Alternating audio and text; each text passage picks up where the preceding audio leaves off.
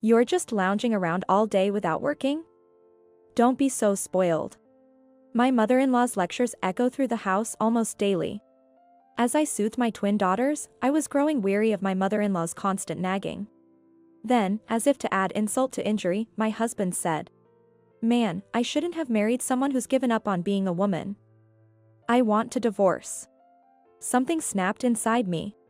I guess that's enough. It really is enough, isn't it? That day, I stopped trying. My name is Violet. I'm a 32-year-old stay-at-home mom. After 6 years of marriage to John and struggling to conceive, we were blessed with twins following fertility treatments. When I found out I was carrying 2 babies, I was so happy I cried. John was shocked by the news of twins but was overjoyed. I believed that once the children were born, fun-filled days would follow. I never doubted that happy days were waiting for us. But reality was not so kind. Wah. Oh, hold on a sec, Lily, I'm just changing Rose's diaper. While I tend to Rose, Lily starts crying. Wah. Next is Rose, huh?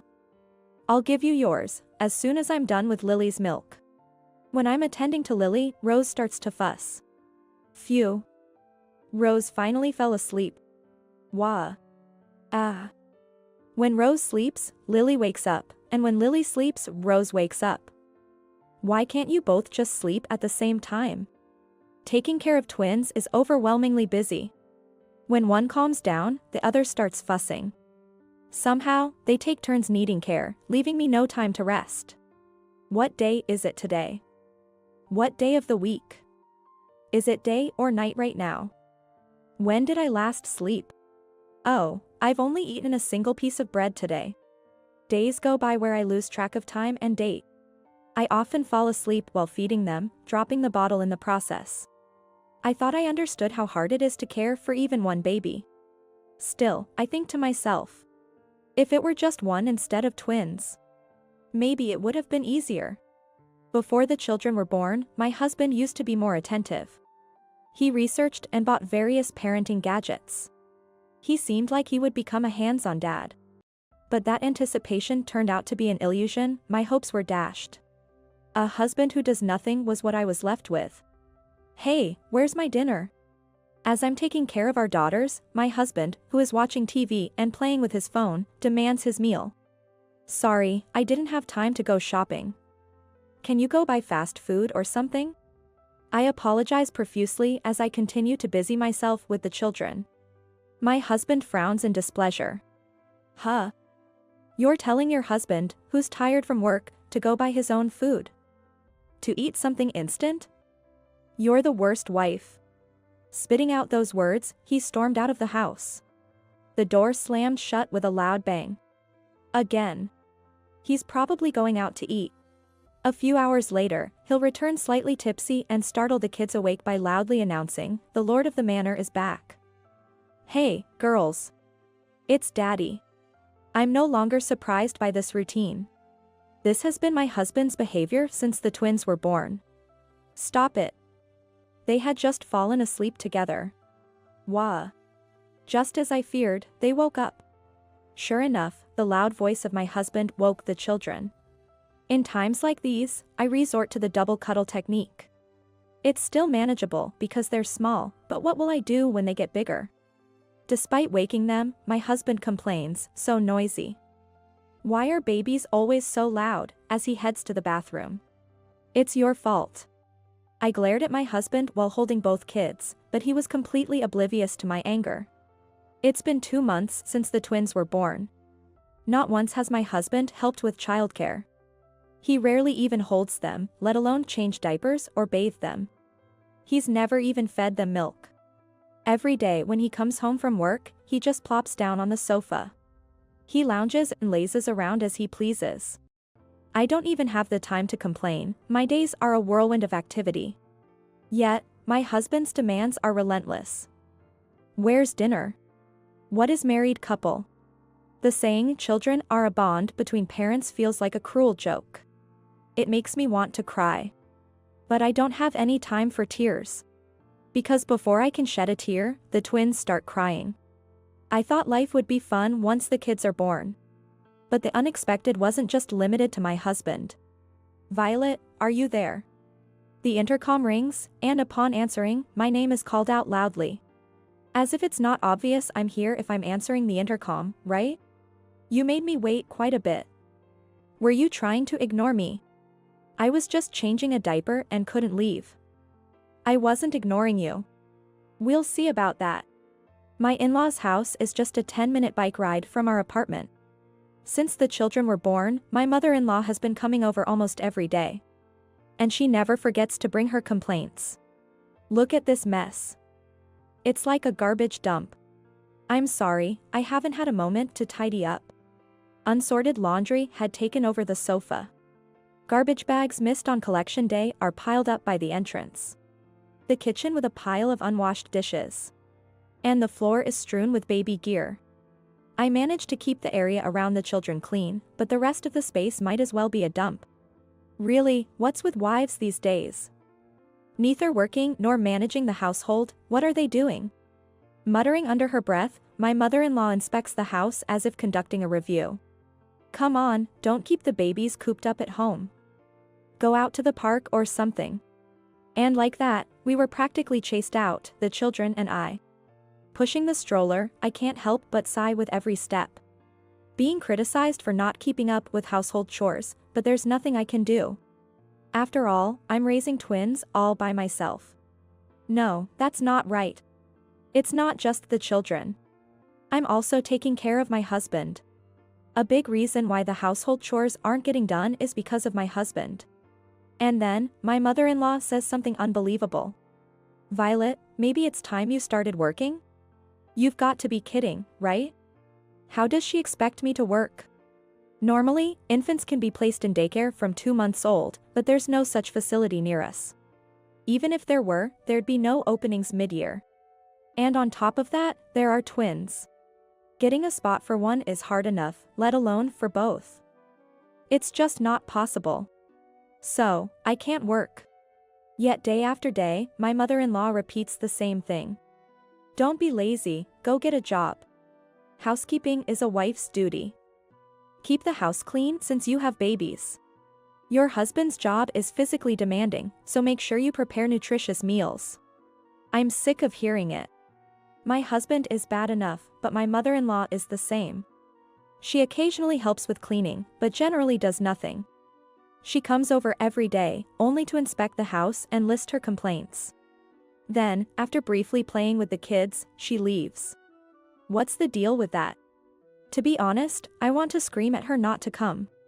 But, exhausted from taking care of twins, I no longer have the energy to argue with my husband or mother-in-law. Oh, my parents in heaven. Please watch over, no, not me, but my daughters. Wishes to my deceased parents end up being for my daughters rather than for myself. I'm back now. Despite everything, the occasional walk does provide a change of scenery. Even though it was brief, going outside after so long felt good. The kids seemed happy too, in their own way. "You're back late, aren't you?" "I'm sorry. Weren't you the one who told me to go for a walk?" But being the timid person I am, I couldn't say that, it wasn't even for that long. After the mother-in-law left, I was suddenly overwhelmed with fatigue. As these hectic days continued, and the children were about to turn 3 months old, an incident occurred. Or rather, something was revealed. I was doing some cleaning, or rather, organizing clothes for a seasonal change. While checking my husband's suit pockets before sending them to the cleaners, I found it. A receipt. From what's commonly known as a shady motel. A receipt from a motel in my husband's pocket? My mind went completely blank. In the end, I just stared at it dumbfounded until the children woke up and started crying. What is this? I confronted my husband with it as soon as he got home. He was momentarily surprised by what I showed him. But he just casually said, "Ah, that," without offering any apology. "Who did you go with?" "Yeah. So, you're cheating?" "Yeah, something like that." "It's not something like that." Furious at his repetitive responses, I yelled, and he slammed his hand on the table. I flinched. "Shut up. A woman who's given up on herself has no right to nag. What's that supposed to mean? Have you looked in the mirror lately?" You've aged so much I sometimes wonder if I'm living with an old woman. How can you say that? I've been too busy with childcare. There it is, the useless woman who blames everything on her kids. There are plenty of women out there who manage childcare, housework, and work perfectly well and still look great. What about you? You can't even clean or cook properly. You're just using the kids as an excuse to slack off. To deflect from his cheating, my husband turned the argument towards my shortcomings. Those women can do it because they have support from their families. You don't help at all. You're the one who wanted kids. I never wanted them in the first place. That's cruel. You said you wanted them too. You were happy when we found out I was pregnant. I forgot about that. His harsh words made my vision blur. Why do I have to be treated this way? Maybe I'm not the perfect wife or mother. Maybe I have let myself go. But I've tried my best. The 1-month and 3-month checkups for the twins, vaccinations, they were all incredibly hard to do alone. Changing diapers for one while trying to calm the other's cries was a rush. I fought off sleep to feed them both. I cleaned as best I could, considering the children's health. As for my husband's meals, sure, I might have cut corners, but I barely eat properly myself. He can dine out alone, but he can't even buy a simple meal for me. I did my best. I really tried, and this is how it ends, with him cheating? Tears blurred my view of his face. Ah, women have it easy. Cry and everything's forgiven, right? That's too much, it's just too much. I could hear the children crying behind me. But I couldn't move. I had no more energy left to move. All I could do was stand there and cry. I'm sorry, I'm so sorry. I apologized to my children in my heart, and then my husband added insult to injury. Man, I should never have married a woman who's let herself go like this. I want to divorce, get out. I have nowhere to go. If you've got nowhere to go, why not become homeless? At that moment, it felt as if something inside me just snapped. Crying, I went to my children. They had grown so much. I managed to pick them both up, and they immediately smiled. My beautiful, lovely children. My precious children, their smiles give me strength. Hey, hurry up and get ready to leave. I'm going to live here with a new woman. Take the kids with you, they're a nuisance. I looked at my daughter's smiles again. They seemed to be telling me not to give in to such a scumbag. Just as I was about to retort. The one leaving is you, John. A familiar voice echoed through the room. Surprised, I looked towards the voice, and there was. Mom. How come? My mother-in-law, who was supposed to have gone home in the evening, was standing there. I came back for something I forgot. I rang the intercom but got no response and got worried. And the door was unlocked. It seems my husband forgot to lock the door when he came home. I'm not sure if it's okay to just walk in. But that's the least of my concerns right now. We're in the middle of something here. Can you come back later? My husband tried to remain calm and shoo my mother-in-law away. No, I'm not leaving. I've heard enough to get the gist of it. John, you're having an affair. Confronted by my mother-in-law, my husband choked up. Sure enough, a son is weak against his own mother. Ah, well, that's. My mother-in-law didn't hesitate to deliver a physical rebuke to my stammering husband. Ouch. Wow, that must hurt. What's this got to do with you, Mom? I can't stay silent. John. What do you think you're doing to your wife and kids? I want someone young and beautiful. Then why did you even get married? Everyone ages. You knew that. Look at me, I used to be beautiful too. This is what happens when you get older. Hey, a little defense for me would be nice. First of all, did you even help with the housework or childcare? Ah, well, somewhat. Liar. You did nothing. What's this somewhat? Explain yourself. My mother-in-law must have thought the same. My husband had nothing to say. And there it is, another punch. Ow, ow, ow. Quite satisfying, really. But it was surprising. My mother-in-law, who always nagged me, was now lecturing my husband. She's on my side, right? I wondered why. It was baffling. As I stood there dumbfounded, my mother-in-law's gaze turned to me. Yikes. Violet, why do you let John say whatever he wants? You have your own opinions, don't you?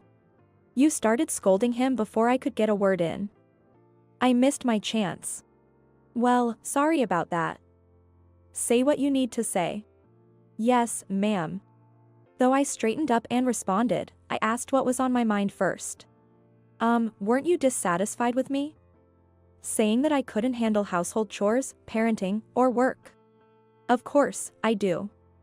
In times like these, you never know what might happen, so it's better to be capable of anything, isn't it? Huh? I've been telling you that even if you divorce such a son, you'd be in trouble, right? That's why I kept telling you it's better if you work. As I listened to my mother-in-law, I began to understand her intentions. So? You were always nagging me out of concern. What other reason would I have? It's not clear at all. I wish she had put it more gently. I was bewildered by this unexpected side of my mother-in-law. But, what is this feeling? I'm actually very happy. So, we're going to sell this apartment. John, you need to leave as soon as possible. My mother-in-law stated firmly. Turns out, this apartment actually belonged to my in-laws. They bought it for their retirement, but it would just deteriorate if no one lived in it until then. They let us live here for free until we could build our own home. What?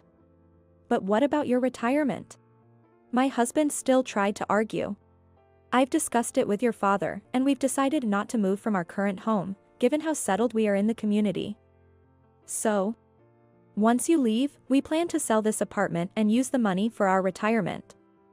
So hurry up and leave. But, wait, this is so sudden. The guy who tried to kick out his wife and kids on a whim is saying what now? Leave today. What? My mother-in-law no longer paid any attention to her son, my husband. Violet. Yes. You don't have anywhere to go, right? Come to our place.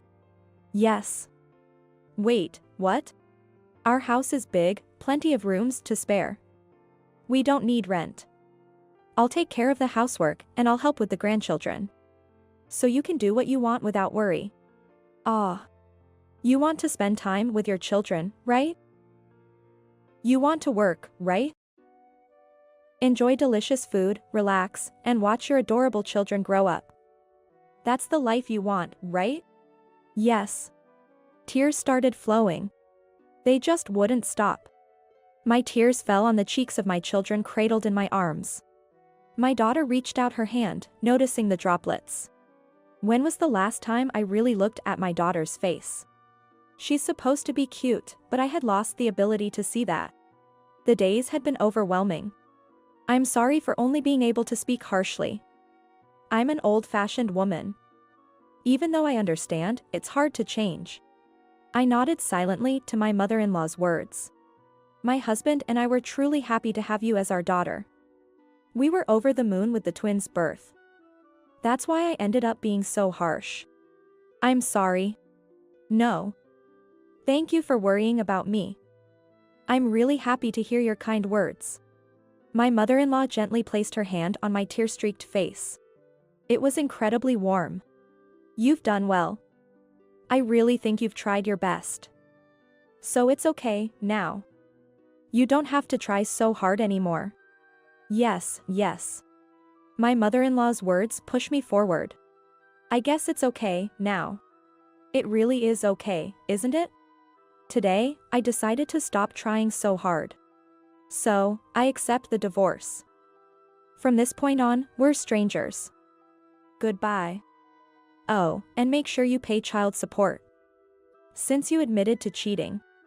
I'll be expecting alimony as well. What? No, actually about the divorce. A man shouldn't back out of what he said so easily. Yes, ma'am. When I stood firm in the divorce discussion, taking a cue from my mother-in-law, my husband straightened up. I don't need a husband who doesn't help with housework or childcare, lacks compassion, and shows no love for his family. My mother-in-law nodded vigorously to my declaration of cutting ties. John, we're selling this apartment. Violet and the kids will stay with us. You can go wherever you want. What? Can't I go back to your house too? My husband looked pathetic, clinging to hope. My mother-in-law and I exchanged glances and then turned to my husband, saying no way, together. After that, my ex-husband John, turns out his affair partner was married too, and her husband found out, leading to a huge mess. With the alimony to me and child support, plus the alimony he owes her, he's struggling financially. His salary isn't that high to begin with. His life must be pretty tough now.